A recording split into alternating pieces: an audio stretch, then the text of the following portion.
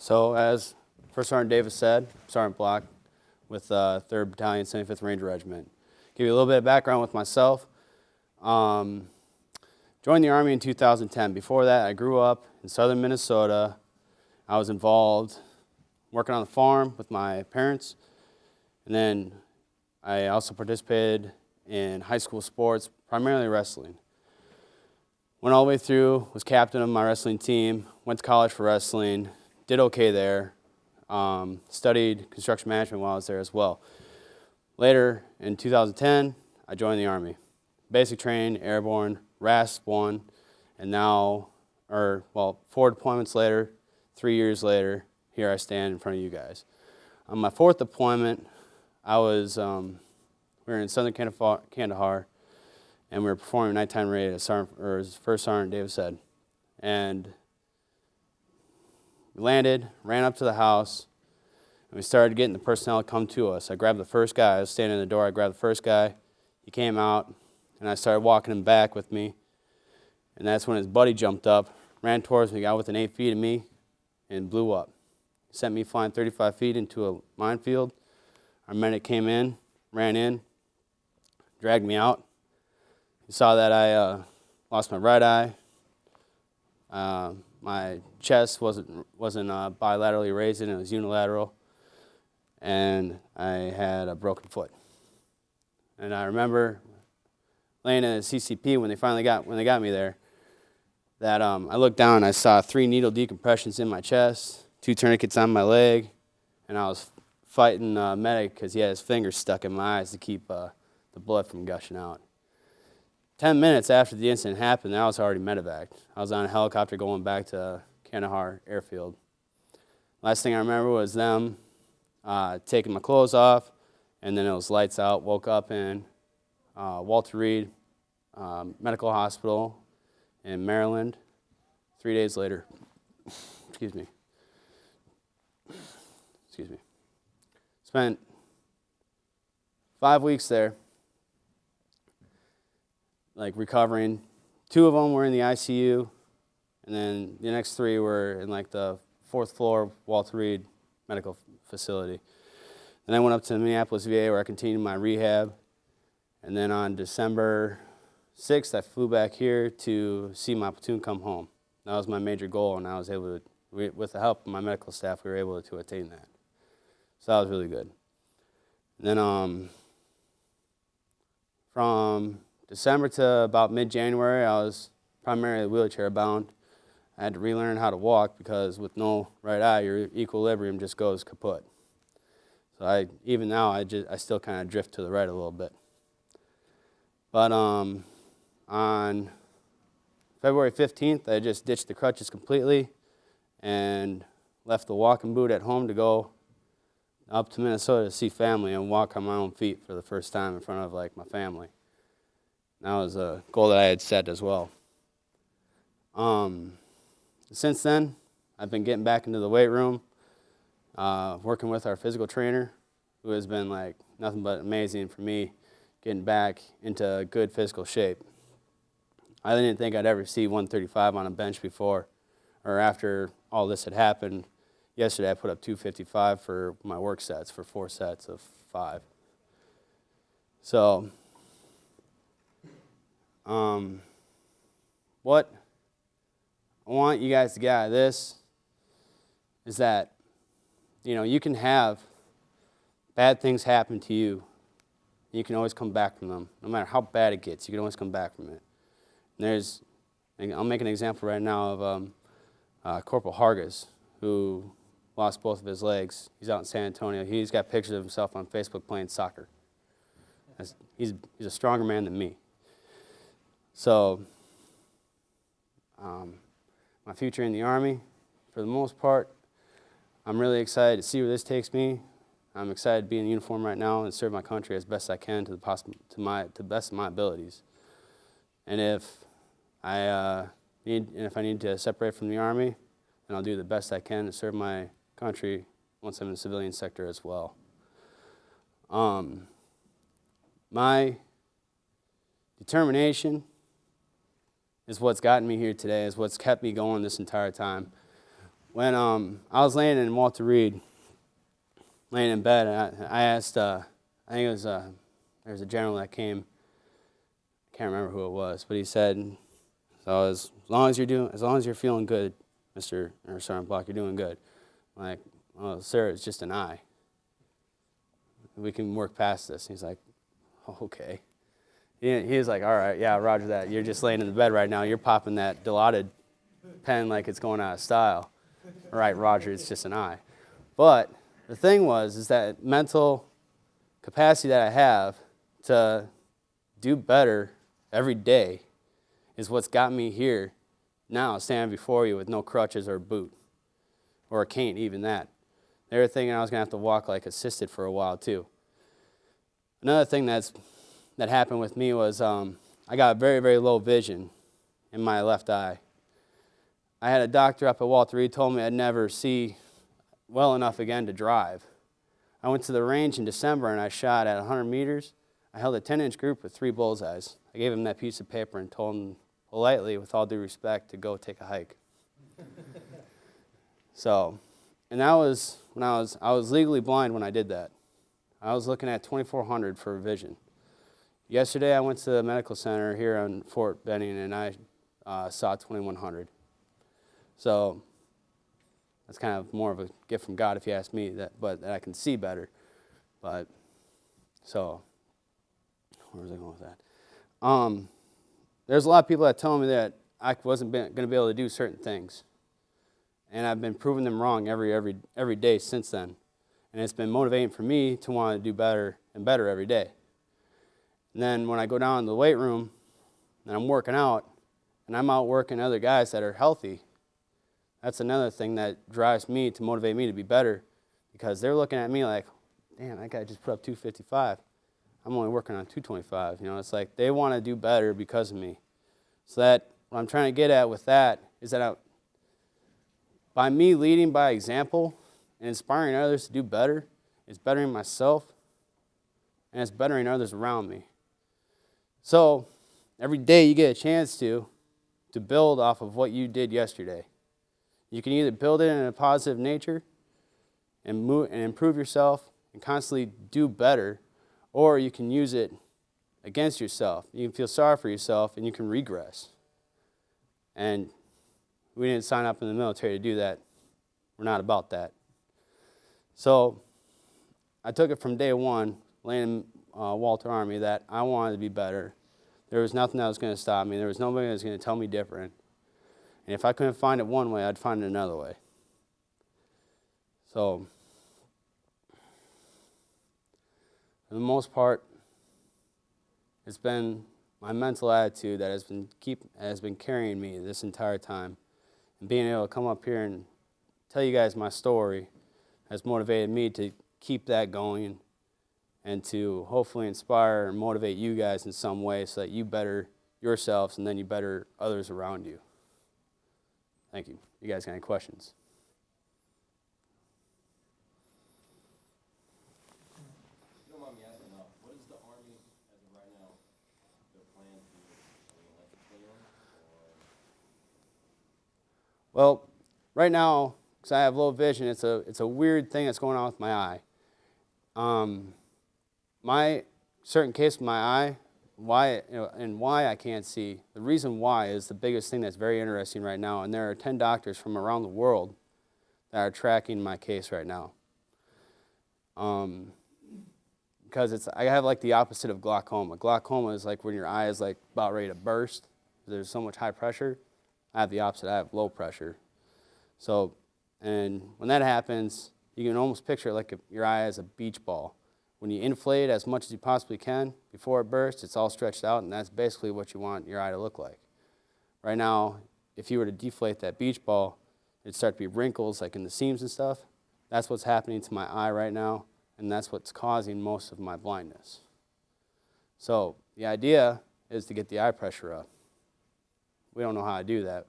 I'm one of like 10 cases ever that's had this problem. So that being said, we don't know.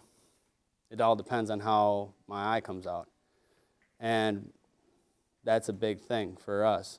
Me, I want to keep wearing the tan beret as much as I possibly can. Like, I didn't know what it was coming into basic training. They're like, "Hey Tom, you want to be or hey Block, you want to be a ranger?" I was like, "What's that?" He's like, "Roger that. You're gonna go be a ranger." Roger, drill sergeant. He's like, "Get out of here." I was like, "Okay." So then I excelled in RASP, and I did even better there. I graduated with honors. I was Combatives champ, and I was 4 points away from being the PT stud of my class. We started out with 165, graduated 42. So after having done that, and then progressing as I did in Ranger Regiment, and being successful at it, I keep wanting to come back for more. I keep wanting to find new challenges for myself. And if I can do that in Ranger Regiment, that'd be great. If there's other places where I can do it, that'd be awesome as well. Now I have to kind of refocus because I can't just go in and kick doors down anymore. It'd be kind of hard for me to do that. I can't see it. So, but yeah, as far as the Army goes right now, it's still in the early stages of what is going to happen with my eye. So, really, that's about all. That's the best I can answer for you, Sergeant. Anybody else, just please ask. As leaders, what can we do to help our soldiers if they get injured, to rehabilitate? Hey, real quick, before you answer, let me just ask a question. How many of you guys in your first line supervisor have addressed the border that had significant combat injury or other kind of injury? Okay, yeah, so that's really about what I thought. Right? So that's an awesome question. That's exactly what I was going to go with. So I'm wrong, please. What has been like really great for me is being able to have supervisors that are allowing me to do my rehab as necessary. But like First Sergeant said, that I'm a kind of a guy that doesn't really. Last I checked, I'm still in the Army, so I got to behave like I am. You're gonna run into guys that are gonna be like, "I don't have to shave today because I'm not going into work." I mean, we all know that's the wrong answer. I mean, with that, I would look at it like this. You want to be stern with a guy, and you want to guide him in the best way that you can, but eventually you're going to have to start laying down the hammer on him in a respectable, professional way. You need to, with a guy like him, you almost want to guide a guy like that and be like, "Hey, this is what the right thing is doing. I mean, do you feel sorry for yourself? Because look at this guy. And if he isn't enough, I got this guy, and this guy." Like, there's no shortage of inspiring people out there that are doing more with less. And if you could provide that as an example to somebody else that's feeling kind of sad for themselves, maybe that's one way of inspiring them as opposed to just making them do push-ups for not shaving his face, which has its place. But my fiance actually she said it very well to me. There's one day I felt sorry for myself just to see how it felt.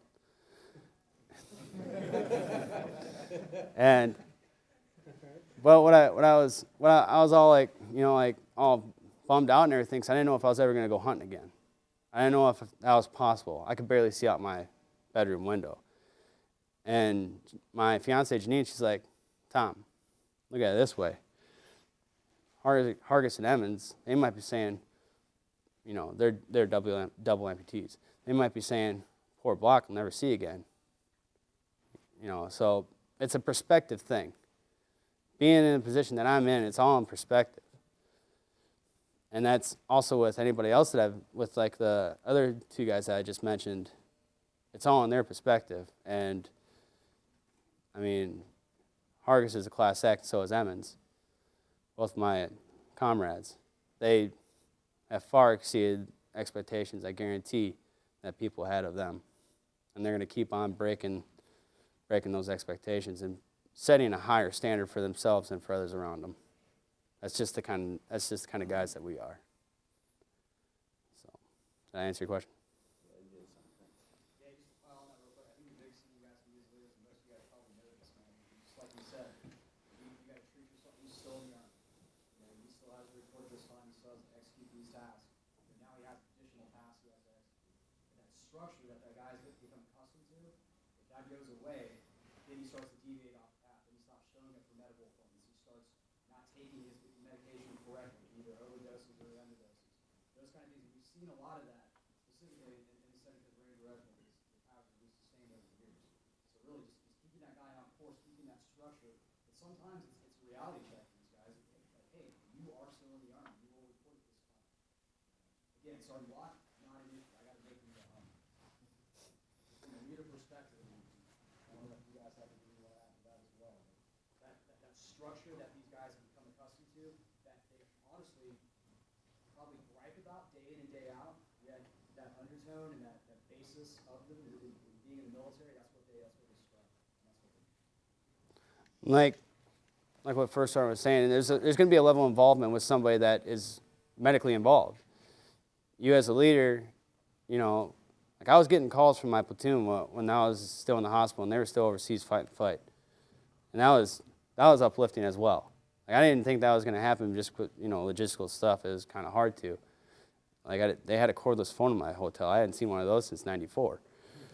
But the level of involvement that I had from my squad leader and up, like while I was still in the hospital, was amazing. And it was all in a positive. It was like, all right, you're gonna get back. You're gonna do, don't be worried about this. You know, you're gonna get back. You just gotta stay focused. You gotta stay mentally tough, and you will get physically strong. So positive things, you know, reality too. Like, hey, you're blind. You're not going to be able to take freaking 800-meter shots like you did in sniper school. I can shoot at 100 meters. All right, roger that. So there's still things that you can do as a leader, even when somebody's involved, such as like me or my comrades, that can give them a positive outlook on their plight, no matter how bad it is. How important was it for you to set goals for your rehabilitation? Every day I set goals for my rehab, every day. And usually, and it's like, I set goals even in the immediate. My goal that I set right before I walked in this door was not to say or stutter. That was just a goal that I had for myself. And to like calm down and actually be able to talk to you guys in a professional manner as well, Sergeant. So for me, like today before this, I went down to the weight room and I tried doing cardio session. I actually kind of jogged back and forth a little bit. Because of my broken foot, I'm still can't really run at all. And it's really ugly when I try, but I'm still trying. And then I got paired up with another guy that needed to do some cardio with me. And I tried every chance I could to beat him. And no matter how small it was, just to find a way to beat him somehow. If he sets down the ropes, like, because we were doing like rope throws like this. And like, if he sets them down once or twice in his set, I'm not going to set him down at all. And doing that and beating him was like mentally challenging. You know, it was mentally uplifting for me. But at the same time, I'm pushing him because he sees me trying to do better than him. So we're gradually just getting better and better. So I think the best metaphor that I've ever heard was iron sharpens iron. That was on a wrestling shirt that I saw when I was a kid. I thought it was pretty good. And when I that too.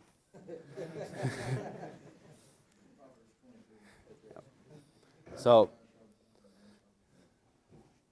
couldn't say it by myself, but it's one of those things. That's what it was for me. Is that, you know, it's been in my head ever since this has really happened. I didn't think of it until this point. So every day, you know, I'm always telling myself, all right, who am I going to find to motivate me, and who am I going to motivate any which way I possibly can. Anybody else? What are some short-term and long-term goals you have, whether it's physically and also just professionally?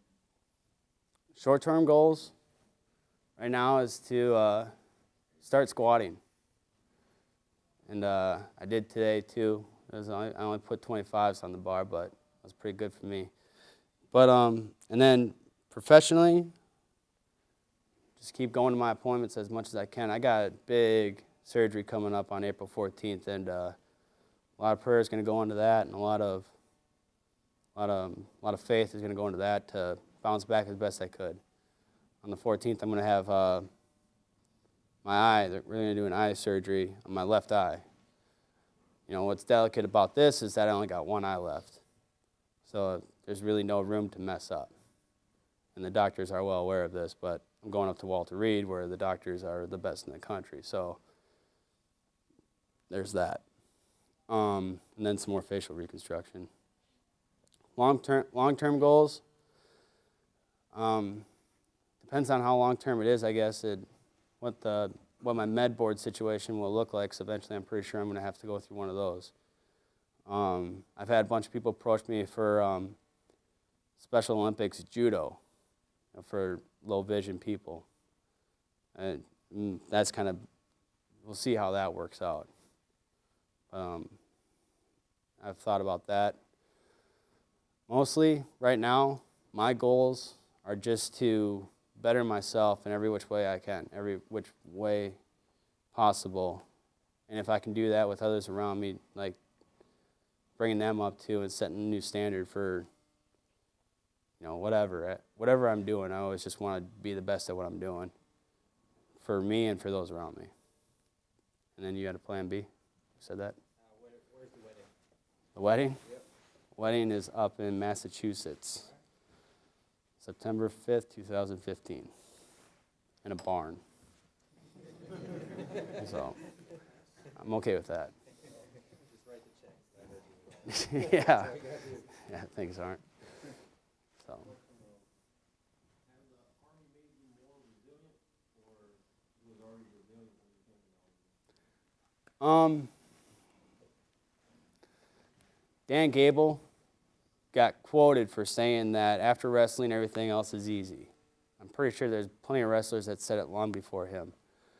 But the Army taught me a new way to be resilient.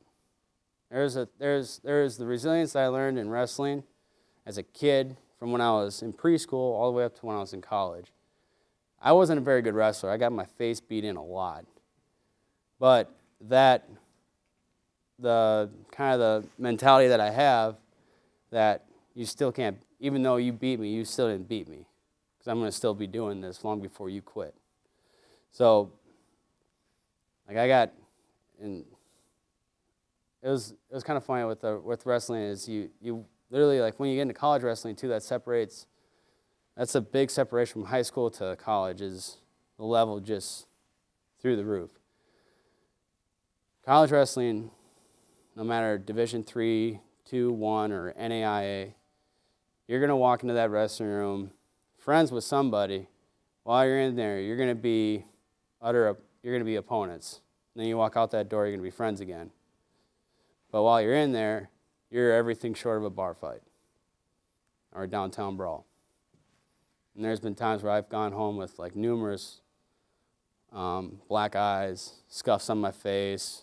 I got cauliflower ear from a fight on this side, and then 2 different spots on this side. So I got chipped teeth. Came into the Army, didn't really fight as much. More or less just found out new ways to challenge myself with motivating others around me when it was really, really, sucky. Doing stuff that you don't want to do when you're supposed to do it. That was like a new challenge for me to get people to basically follow orders when they're starving and tired. That was Ranger School. Was a great example of that. You got somebody that doesn't want to pull security and rather fall asleep. You got to keep them up. Yeah, you do it in a way that they won't take you down on peers when it comes time for that at the end of the cycle. So there's a fine line that I had to learn from, instead of just beating somebody up in college and wrestling to get my way. When I came in the Army, the Army taught me a good way of being kind of almost a politician in that sense, of getting people to follow you when they don't even want to follow anybody. So the Army kind of made me more mentally tough than I was before. Does that answer your question?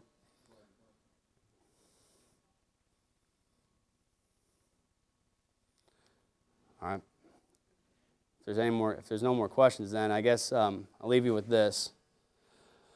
Always, always, always try to improve yourself. Try to improve others around you. Always move forward. And at the end of the day, you can always look back and say, hey, is there anything else that I could have done today to be more American? And you can honestly say, no, there really wasn't. And you did a pretty good job. And that's day one. Day two starts tomorrow. And you got to do it all over again. Every day you got to wake up, ready to put yourself in the spotlight. Well, not the spotlight, but you need to be the one to put yourself in the doorway, at the breach, or in front of somebody talking, in front of people and talking to them. You got to be willing to put yourself where, you got to be able to switch out spots with anybody at any time. Be ready to take that job, because you never know when something bad's gonna happen or something good is gonna happen. You're gonna have an opportunity to excel in either situation. Thank you.